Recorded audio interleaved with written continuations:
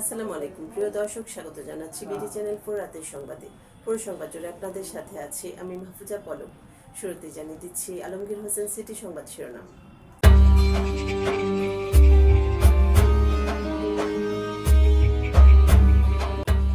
নিরাপত্তা কড়াকড়ি যেন জনগণ থেকে সরকারকে দূরে ঠেলে না দেয় প্রধানমন্ত্রী। সরিষাবাড়িতে যমুনা নদীতে গোসলে নেমে 2 শিশু নিখোঁজ। কাঁঠাল খাওয়া নিয়ে ঝগড়ায় কিশোরগঞ্জে ছেলের হাতে বাবা খুন। ঈশ্বরগঞ্জে একাধিক মাদক মামলার ওয়ারেন্ট মুক্ত পলাতক আসামি গ্রেফতার। গুরুতর অসুস্থ চিত্রশিল্পী মোস্তফা মনোয়ার। মস্কোতে শত শত ড্রোন হামলা, চলছে তেলদ্বীপ ভবন। 3 ম্যাচ নিষিদ্ধ দক্ষিণ আফ্রিকার মিডফিল্ডার। এবার সিটিলে বিস্তারিত সংবাদ।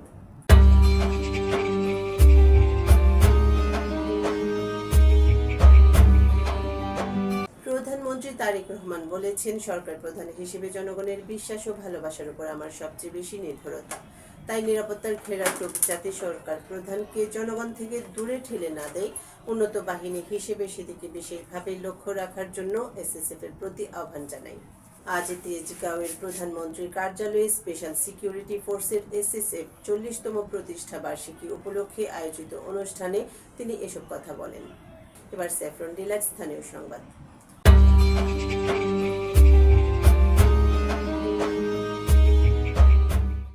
জামালপুরের সরিষাবাড়িতে যমুনা নদীতে গোসল করতে নেমে মোহাম্মদ ওসমান গনি ও মোহাম্মদ ইসমাইল হোসেন নামে 2 শিশু নিখোঁজ হয়েছে।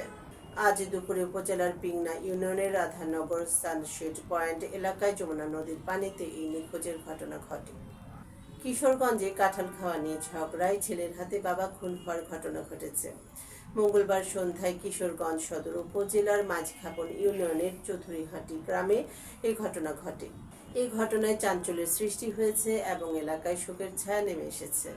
নিহত আব্দুর রাজ্জাক সদর উপজেলার চৌধুরীহাটি গ্রামের বাসিন্দা ছিলেন। ময়মনসিংহের ঈশ্বরগঞ্জ উপজেলায় একাধিক মাদক মামলার ওয়ারেন্টভুক্ত পলাতক আসামি শেখ জামালকে গ্রেফতার করেছে পুলিশ। গতকাল গভীর রাতে উপজেলার সোহাগী ইউনিয়নের সোহাগী বাজার এলাকায় অভিযান চালিয়ে তাকে আটক করা হয়। পরদিন সকালে তাকে আদালতের মাধ্যমে কারাগারে পাঠানো হয়েছে। এবার বেলিফুল ক্যাফে এন্ড রেস্টুরেন্ট বিনোদন সংবাদ।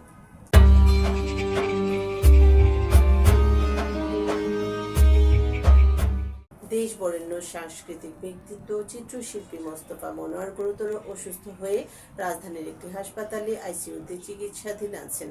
গত 14 জুন তাকে হাসপাতালে ভর্তি করা হয়। বিষয়টি গণমাধ্যমকে নিশ্চিত করেছেন তার স্ত্রী মেরি মনোয়ার। তিনি বলেন, মোস্তফা মনোয়ার নিউমোনিয়ার ব্যাকটেরিয়ায় আক্রান্ত হয়েছেন। এবার জীবনদীপ হেলথ সেন্টার আন্তর্জাতিক খবর।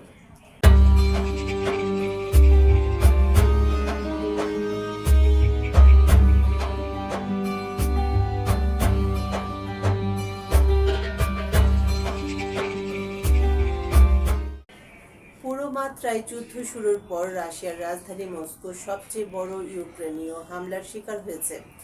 বিবিসির প্রতিবেদনে বলা হয়েছে, ইউক্রেনের অন্তত 200টি ড্রোন মস্কোর চারপাশের লক্ষ্যবস্তুতে আঘাত হেনেছে। সেখানে ঘন ধোঁয়ার কুণ্ডলী উঠতে দেখা গেছে। এবার সেফ লাইফ টয়লেট্রিজ লিমিটেড খেলার সংবাদ।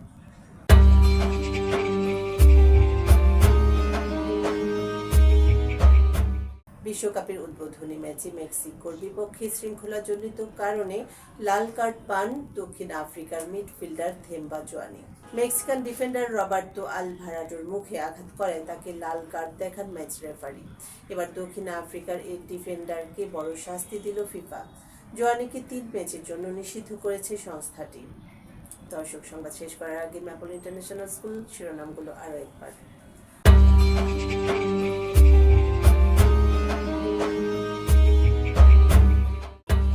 নিরাপত্তা কড়াকড়ি যেন জনগণ থেকে সরকারকে দূরে ঠেলে না দেয় প্রধানমন্ত্রী। সরিষাবাড়িতে যমুনা নদীতে গোসলে নেমে 2 শিশু নিখোঁজ। কাঁঠাল খাওয়া নিয়ে ঝগড়ায় কিশোরগঞ্জে ছেলের হাতে বাবা খুন। ঈশ্বরগঞ্জে একাধিক মাদক মামলার ওয়ারেন্ট মুক্ত পলাতক আসামি গ্রেফতার। গুরুতর অসুস্থ চিত্রশিল্পী মোস্তফা মনোয়ার। মস্কোতে শত শত ড্রোন হামলা, চলছে তেলদ্বীপ ভবন। 3 ম্যাচ নিষিদ্ধ দক্ষিণ আফ্রিকার মিডফিল্ডার। দর্শক, এই ছিল বিডি চ্যানেল পর রাতের সংবাদ। সকলকে পরবর্তী সংবাদ দেখার আমন্ত্রণ জানিয়ে এখানে বিদায় নিচ্ছি। আপনারা ভালো থাকুন, সুস্থ থাকুন। নিত্য নতুন খবর পেতে বিডি চ্যানেল পরের ফেসবুক পেজ ও ইউটিউব চ্যানেলের সঙ্গেই থাকুন। শুভরাত্রি। আল্লাহ হাফেজ।